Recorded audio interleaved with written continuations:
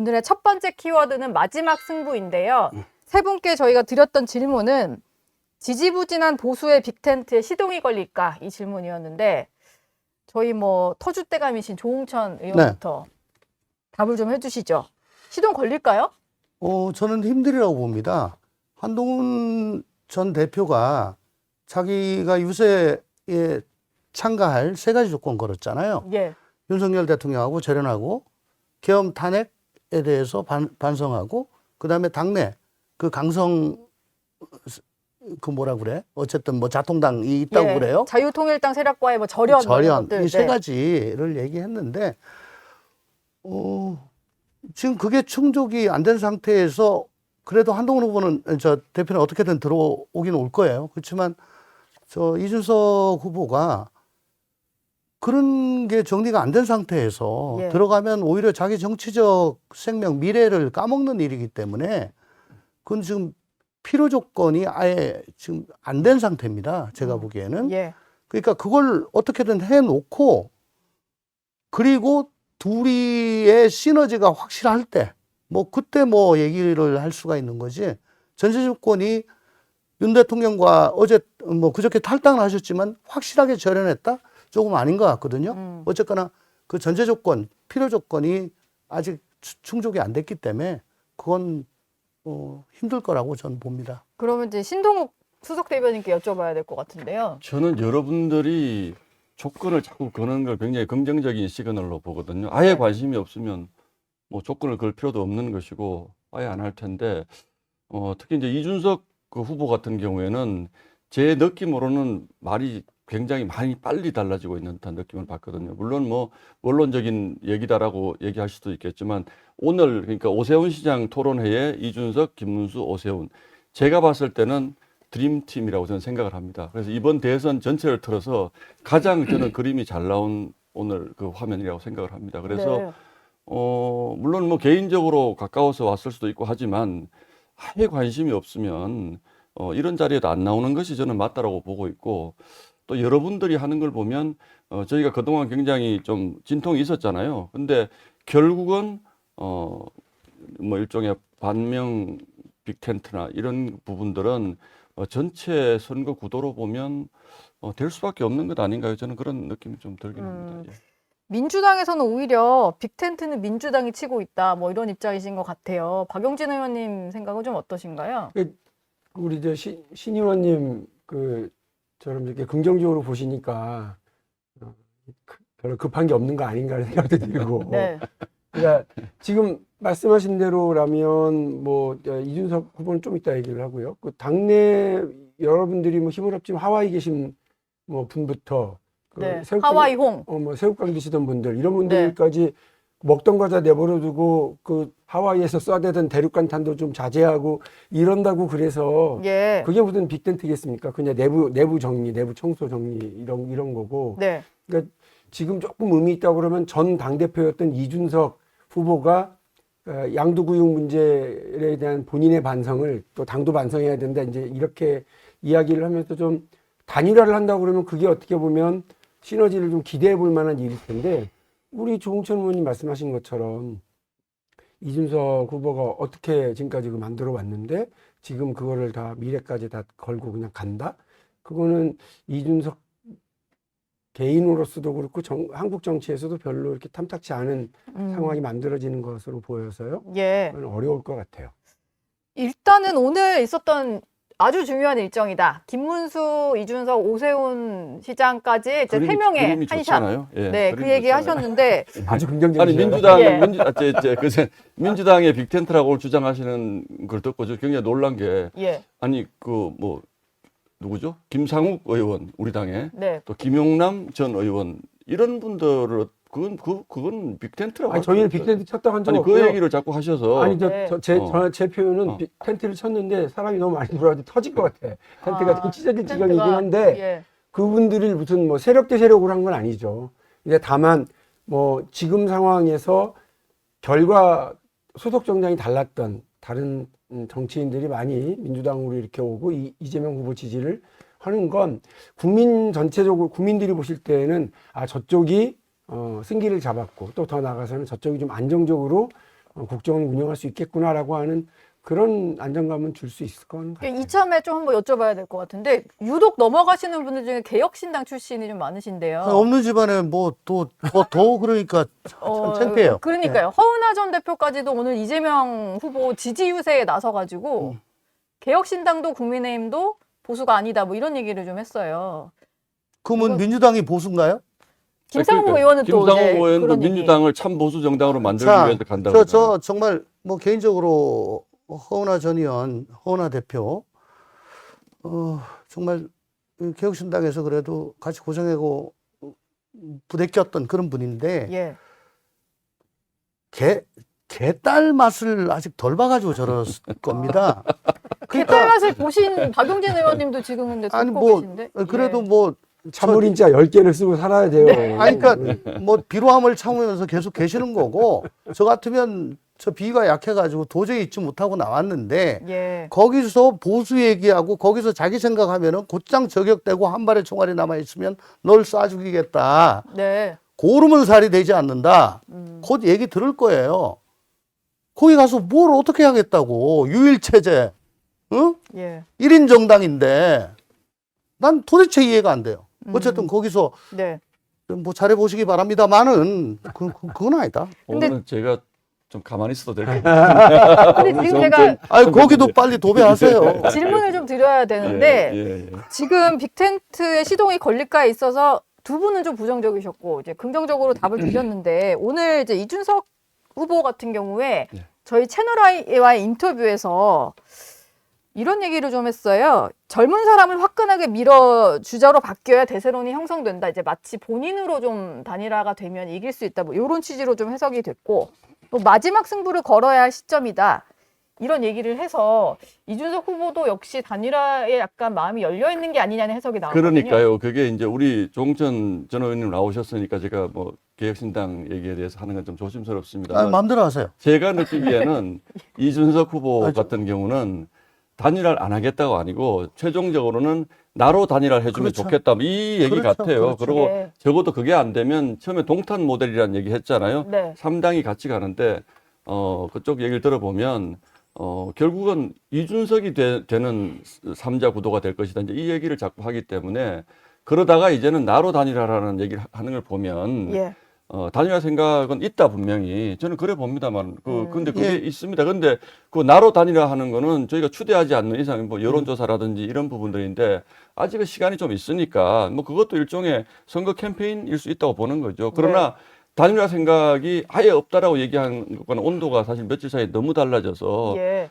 저희가 보기에는 우리 박영민 의원님 저한테 자꾸 너무 긍정적이라고 저는 원래 긍정적인 사람이기도 그러신 합니다. 것 같아요. 그래서 이거는 제가 그랬거든요. 그 윤석열 대통령이 뭐 당적을 이탈하는 것도 될 것이다. 또 홍준표 전 시장님이나 또는 뭐 그 한동훈 전 대표도 결국엔 우리 울타리 안으로 다시 이제 좀 들어오실 거다. 잠시 서운했던 마음을 접고 그래서 저는 이준석 전 대표도 그래도 저희 당 대표하던 시절이 화양연화 아닙니까? 그 예. 시절을 잊을 수 있을까요? 저는 뭐 곧 할 거라고. 저도 좀 말씀을 드릴게요. 네. 제가 단일화가 힘들다라고 얘기하는 거는 국민의힘이 양대 거대 정당 중에 하나로서 우리가 큰 정당이고 최근까지 집권 세력이기 때문에 당연히 국민의힘으로 단일화를 해야 된다. 아직도 그렇게 계시는 거죠. 그거는 안 될 거다라는 거죠. 왜냐하면 우선 김문수 후보로 확정되는 순간 개헌과 탄핵에 대한 애매한 그 태도 때문에 예. 이 대선 구도가 이재명 대 윤석열로 계속 갈 수밖에 없는 상황이에요. 계엄을 사과를 했고 윤석열 전 대통령이 탈당을 했는데도요. 그러면 탄핵은 탄핵에 대해서 아직 명확하게 뭐 정리가 거기다가 되지 않아서. 3년간 실정에 대해서 어쨌든 실패한 정부의 강요 출신 아닙니까? 예. 꼬리표가 항상 따라 붙고 거기다가 올드한 또 매우 우편향적인 그런 이미지 때문에 이재명 대 윤석열 구도로 갈 수밖에 없어요. 그렇기 때문에 보수층에서 우리 김문수 후보한테 결집이 지금 60%도 안 되고 있는 상황입니다. 저 이재명한테는 진보가 거의 90% 가까이 지금 되고 있는데요. 네. 결집이 안 되고 있는 상황에서 그쪽으로 가면 이건 뭐 해보나 마나한 게임인데 사실 이 대선은 이재명 대 포스트 이재명의 구도로 가야 돼요. 두 빌런이 있었는데 윤석열 빌런이 이제 사라지고 그러면 나머지 빌런도 같이 사라져야 된다. 사라져야 된다가 포스트 이재명이거든요. 예. 근데 그걸로 못 가는 거예요. 현재는 그렇기 때문에 여전히 그냥 대리전 느낌이다. 네. 이런 말씀이시죠? 아직도 이재명 대 윤석열, 뭐 민주당은 완전히 살판 났죠. 가장 네. 좋은 구도에서 가장 하고 싶은 그 게임을 지금 하고 있는 거니까 거기에 어떻게 그 단일화한다고 들어가느냐? 그건 예. 안 되는 거죠. 네. 좀 낙관적인 얘기를 하나 더 하자면요. 예, 낙관적인 제가 얘기. 먼저 아, 예, 네. 예. 그 저는 사실은 이준석 후보와 김문수 후보가 경합하는 이 과정이 지금은 분리되어 있는 것처럼 보이지만 각자 뛰어서 각자 지지세를 좀 넓히고 마지막에 전격적인 단일화가 이루어진다면 뭐 그게 이준석이든 김문수든 그건 우리 유권자들의 판단이라고 우리 당원이나 유권자들의 판단이라고 생각하는데 예. 물론 말씀하신 것처럼 단일화 룰이나 이런 게 굉장히 어려울 겁니다. 제가 예상하자면 네. 이 구도에서는 그러나 이미 대선 다 끝난 것처럼 대통령 행세하고 있는 이재명 대표를 보는 유권자들보다 그래도 뭔가 서로 열심히 하는 모습을 보이는 것. 어제 같은 경우도 보면 토론회에서도 그런 모습이 저는 그렇죠. 보여서 예. 사실은 좀 시너지가 보이더라고요. 그래서 그런 면에서 보면 정말 낙관적으로 보면 지금 이 구도는 저는 나쁜 구도가 아니다. 그게 바로 이준석이 얘기하는 동탄 모델일 수도 있다. 이게 서로가 노력을 하다가 안 되면 뭐 안 될 수도 있지만 안 되더라도 오히려 이재명 후보가 정체돼 있는 상황에서 화제가 일로 자꾸 오는 것은 전 나쁘지 않다 그렇게 봅니다. 그래서 예. 우리 조홍천 선배님 좀 도와주시면 예. 도배도 하고 하겠습니다. 요즘에 도와주시면 예, 예. 개혁신당 예. 일은 안 하시잖아요.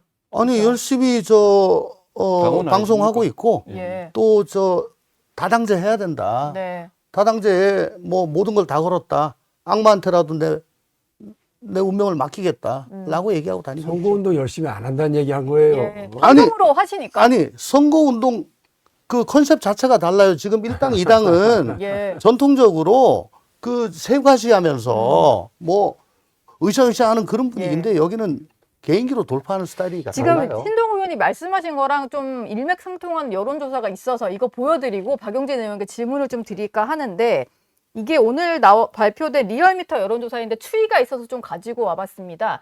보면은 사실 김문수, 이준석 후보가 서로를 갉아먹을 것 같으면 누가 올랐을 때 누가 떨어져야 되잖아요. 근데 두 사람이 동반 상승을 하면서 지난주만 해도 둘이 합쳐봤자 40%가 안 됐는데 이번 주에는 40%를 넘거든요. 그리고 이재명 후보는 크진 않습니다만 소폭 하락한 모습을 보여서 이걸 가지고 또 단일화를 해야 되는 사람들 입장에서는 두 사람이 합쳤을 때 시너지가 나기 때문에 지금 각자 뛰면서 조금 올려놓고 이재명 후보를 같이 깎아내리면 될 수도 있다 이런 얘기 하시는 것 같아요. 민주당은 저 지표를 어떻게 해석하시나요? 아니 저 지표 안 봐도요. 안 보시나요? 여기 네. 두 분이 지금 하시는 말씀이나 여기 이 스튜디오 안에서의 분위기로 보면 매우 희망적이시겠네요. 근데 실제로 그 제가 지난 주말에 예. 충남, 충북, 대전, 세종, 광주 이렇게 쭉 유세하고 사람들 만나고 이제 왔는데요. 특히나 이제 충청 지역 같은 경우는 지난 선거에서 대통령 선거는 5% 이상 윤석열 후보를 지지해 줬고요. 그다음 지방선거도 마찬가지고 그다음에 총선에서 또 거꾸로 이렇게 그 충북 같은 경우는 8개 지역 중에서 5개를 민주당이 이렇게 했으니까 상당히 이쪽으로 바람이 이제 왔다 갔다 이렇게 하는 지역이잖아요. 근데 두 분의 말씀은 그 수학 잘하는 사람, 그러니까 곱하기 잘하는 사람하고 나누기 잘하는 사람하고 합치면 되겠다라고 하는 생각을 하시는지 모르겠는데 지금 시험 시간이 국어 시간이라 그러니까 그 뭐 보수와 진보의 이런 것이 아니라요. 지난 3년 동안 윤석열 정부가 보여왔었던 정치 행태에 대한 평가, 특히나 12월 3일 있었던 예. 계엄과 관련된 아주 명징한 판단 이런 위에서 어떻게 이 새로운 대한민국을 시작하는데 어디서부터 출발할 거냐를 고민하고 있는 거거든요.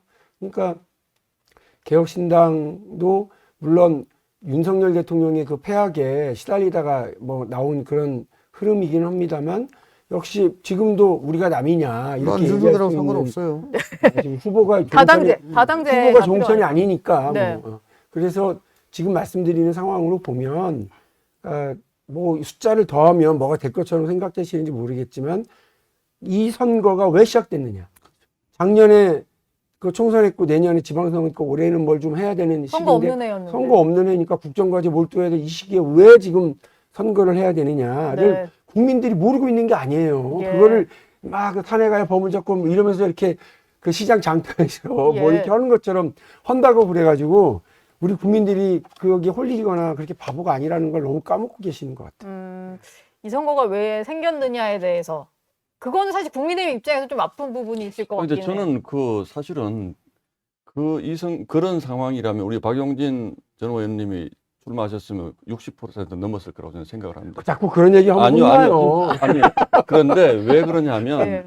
왜 이런 말씀을 제가 굳이 드리냐면, 예. 맞습니다.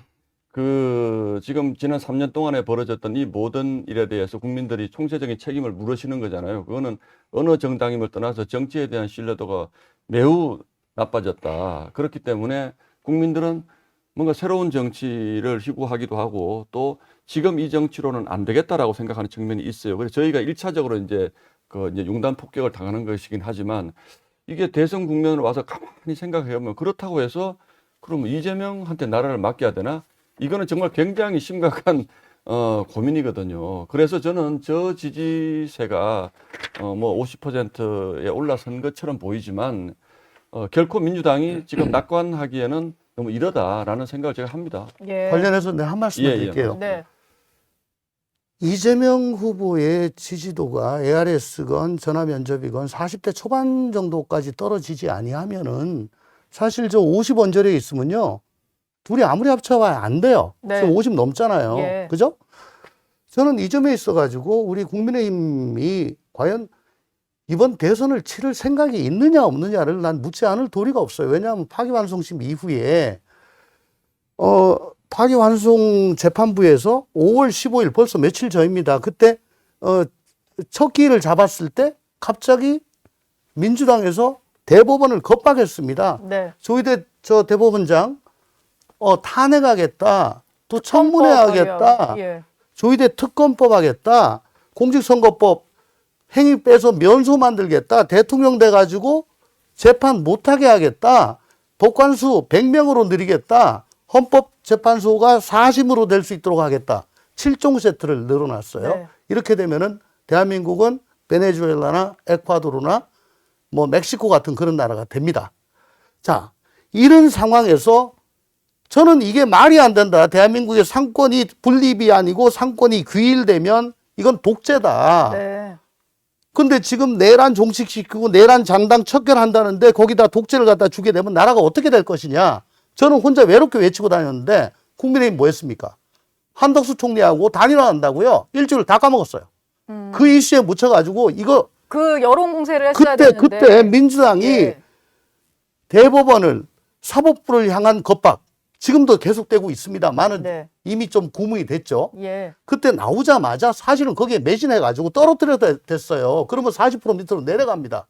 그거 안 하고 있다가 지금 갑자기 그때 좀 뭐 단일화가 단일화 해가지고 못됐다. 하면 올라간다 어쩐다. 예. 도대체 뭐 하시는 거예요? 그러다가 이제 그걸로 한 주 지냈어. 한밤중에 후보 바꿔치기 하려다 실패했어. 그러고는 뭐예요? 윤 대통령 탈당하냐 마냐로 또 한 주를 흘려보냈어.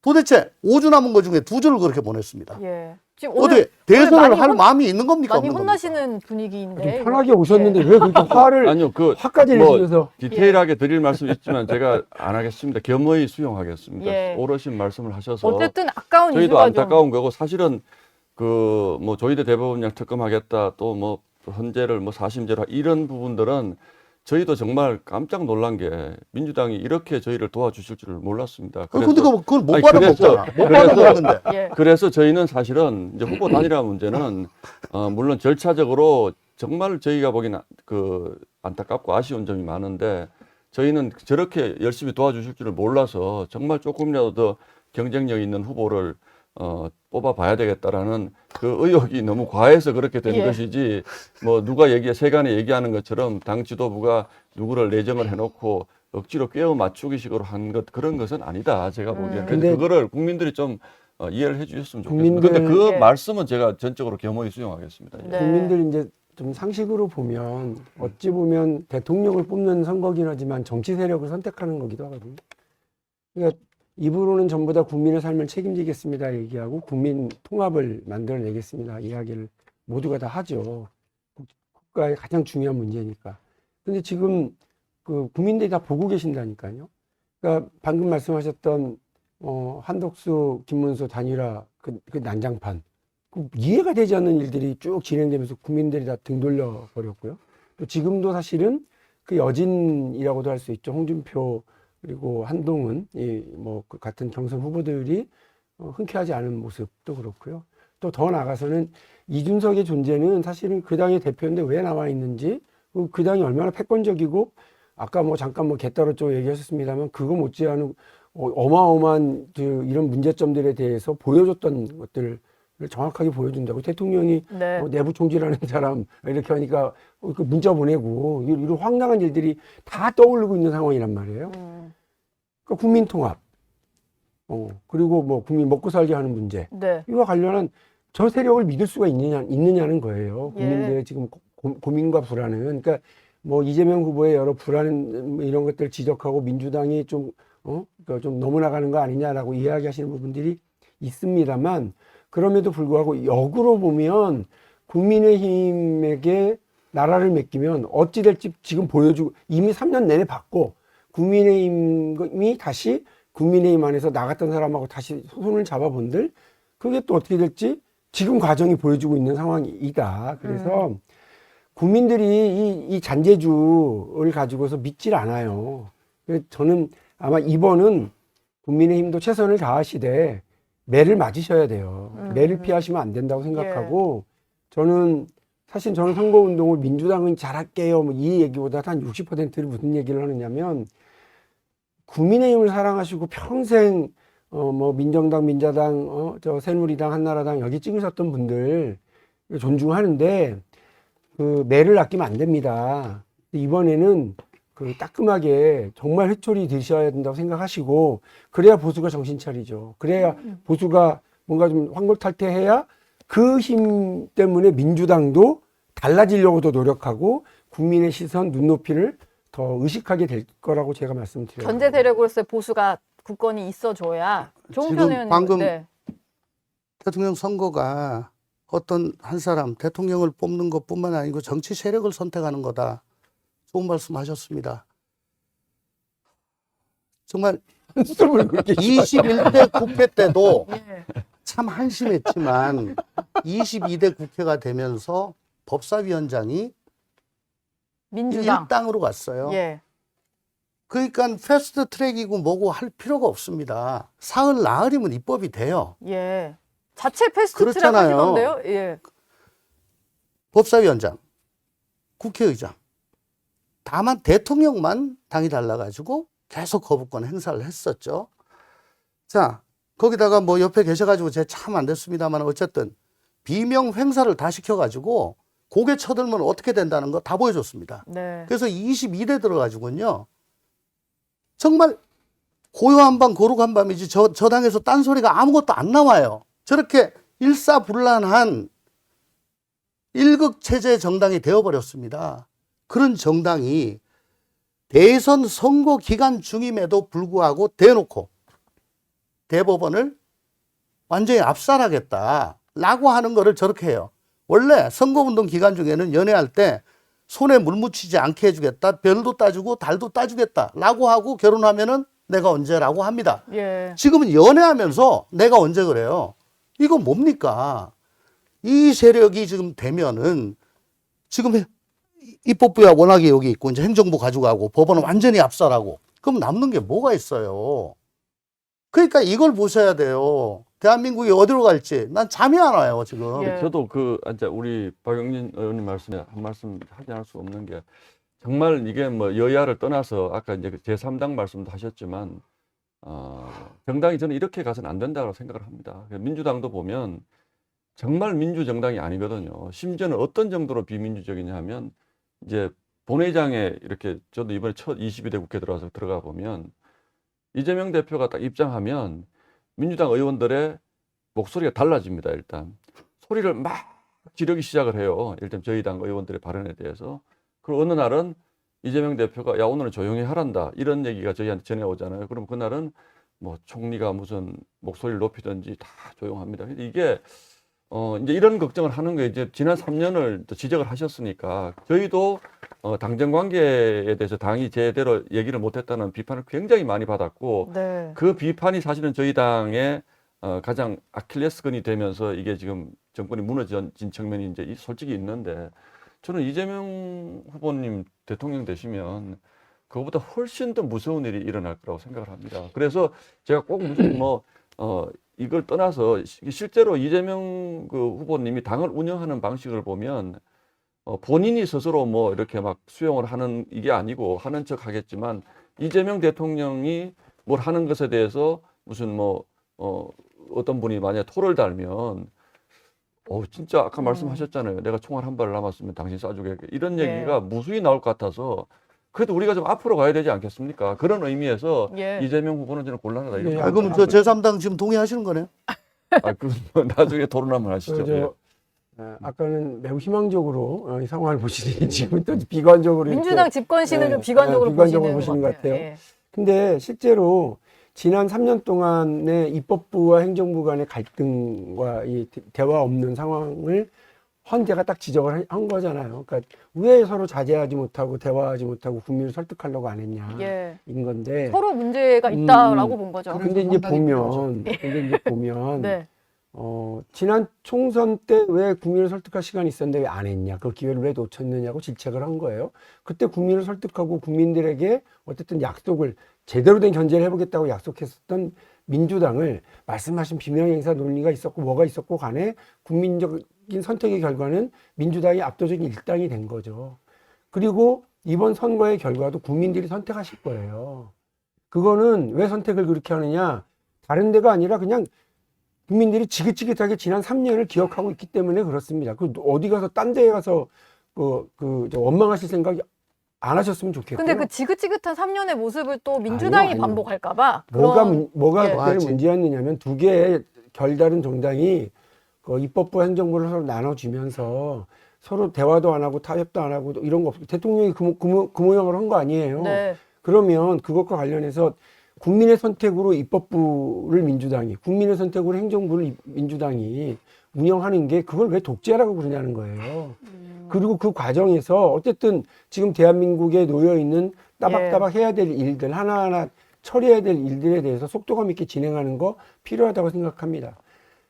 민주당이 비판을 잘하고 견제를 잘해서 국민의힘이 무너진 게 아니에요. 똑똑하고 훌륭한 국민들이 윤석열 대통령이 얼마나 그 무능한 사람이고 그리고 무책임한 태도를 보이고 있는지, 그리고 국민의힘이 집권을 할 자세와 태도가 안 돼 있구나, 완전 사익추구 집단이구나 라고 하는 걸 판단하는 순간 그 대통령 부인에 대한 어떠한 통제도 하고 있지 못하는 찍소리도 못하는 사람들이구나 라고 하는 걸 판단하는 순간 저렇게 무너진 거지. 예. 민주당이 뭘 잘해서 좋다고 생각하지 않아요. 자기 당 그렇기 대표의 때문에. 아니, 엄연한 죄를 없애는 그런 법을 갖다가 막 대한민국에서요. 통과시키는데 그게 어떻게 대한민국에서 독재가 지금 아닙니까? 다른 말씀은 제가 다 동의를 해도 그러니까 잠깐- 사익추구라는 말을 그렇게 쓰시면 안 되죠. 저는 지금- 사익추구는 예. 이재명 대표 지금 죄 없애는 아니 멀쩡히 재판해야 되는데 그거 못하게 법을 알겠어요. 막는 게 그게 어떻게 독재가 아니에요 그게. 저희가 근데 다시 좀 저희 주제로 들어와야 잠깐만요. 되는데. 네. 이게 좀 문제가 있는 건데, 그러니까 네. 저는 두 분이 민주당이나 이재명 대표는 뭐라고 하시든 간에 다 꼬박꼬박 다 들었는데, 말 이제 마무리하려고 그런 쯤에 막 두 분이서 죄송합니다. 쏟아내시는 예, 건, 죄송하죠. 예, 예.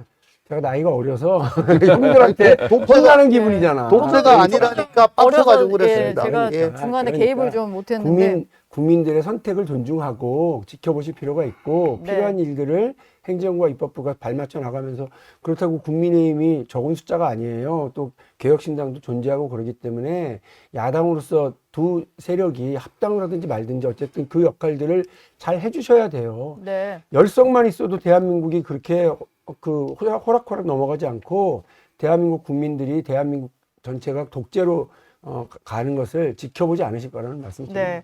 저희가 원래 나누고 있었던 키워드는 마지막 승부인데 이거 이준석 의원 말에서 따온 거였고 보수 빅텐트 얘기를 할 때 또 이분을 빼놓을 수가 없어서 지금 하와이로 가 계신 홍준표 전 시장을 만나러 국민의힘 특사단이 갔는데 저희 채널의 취재진이 좀 취재를 열심히 해보니까 홍 전 시장이 일단 특사단 만났다고 하고요. 보수가 대통합해야 된다. 뭐 이런 얘기를 하셨대요. 그리고 이건 좀 약간 재밌는 건데 갑자기 이제 파란 옷에 파란 넥타이를 맨 사진으로 프로필 사진을 하셨다가 SNS에 거기 빨간 넥타이로 슬금 바꾸셨더라고요. 이거 뭔가 설득이 잘 됐다는 사인일까요?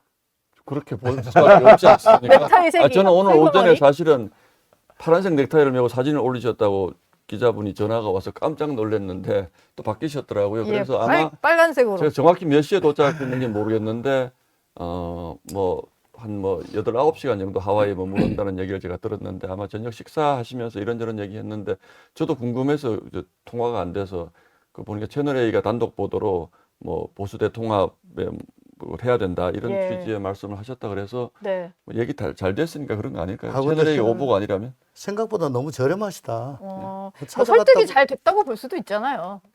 저희가 김대식 의원을 내일 전화 연결을 할 예정이에요. 하와이 특사단을. 그래서 아니 뭐 자세히 절대 여쭤볼게요. 절대 다시 뭐 상종도 안 할 것처럼 계속 그래놓고선 예. 찾아갔다고 갑자기 넥타이 색깔 원래 바꾸고 그- 헤헤거리고 하는 게 참 북에서- 저렴하다. 네. 북에서 쏘는 대륙간 탄도도 워싱턴을 겨냥했다기보다는 우리랑 대화합시다 뭐 이렇다는 거 아니에요? 그러니까 뭐 좀 비슷하게 보는데 예, 저도 그렇게 그 전에 그래서 이제 홍준표 전 시장이 나 정치 안 하고 이제 은퇴다 이렇게 할 때도 다들 저 속이 다 많이 상하신 건 알겠지만 예. 진짜로 은퇴하실 분은 아니다 이랬거든요. 지금은 은퇴 선언 이후에 더 강력한 정치를 하고 계시잖아요, 솔직히. 그 저는 매일매일 메시지. 민주당이 그 여유도 있으시잖아요. 근데 빅텐트도 좋지만 그래도 그 저희 당 대표도 하시고 뭐 그렇게 저희 당에서 화려한 정치를 하신 대표 정치인에게까지 아무리 대선이지만 여유도 있으신데 정치 도의상 그거는 좀 뭐 총리 시켜주겠다 이런 얘기는 좀 아니지 않습니까? 아니, 그건 그런 지금- 얘기는 저희가 한 적이 없다고 예. 하던데. 지금 저 이건 모두가 민주당하고 예. 저 홍 시장님하고 이해관계가 일치되는 거죠. 홍 시장님 아니, 홍 같으면은 시장님- 성과가 올라가고 나 이런 사람이야. 라고 나의 되는 어떤 거고. 정치인으로서의 급이 그럼요. 더 지금 어떻게 보면 지금 화양연화 시즌 2가 지금 또 되는 것 같아요. 그렇죠. 여기저기 그리고 좀- 민당 같으면 어쨌거나 우린 저런 사람하고도 얘기되고 저기도 얼마인지 가능성 있고 포용할 수 있다. 네. 빅텐트는 저기가 아니고 우리다. 이런 거 보여줄 수 있으니까 또 둘 간의 이해관계가 맞아가지고 한 건데 오늘 또 저렇게 하와이까지 찾아와서 또 읊조리고 하니까 뭐 만족하신 것 같네요. 예. 뭐 좋은 사인인 것 같긴 한데 내일 좀 자세히 물어보겠습니다. 아니, 근데 뭐 하여튼 저도 뭐 홍 시장님이 그런 것에 대해서 이해는 하면서도 좀 이 사태는 정치가 너무 희화화되는 것 같아서 조금 안타까운 마음이 있습니다. 예. 예.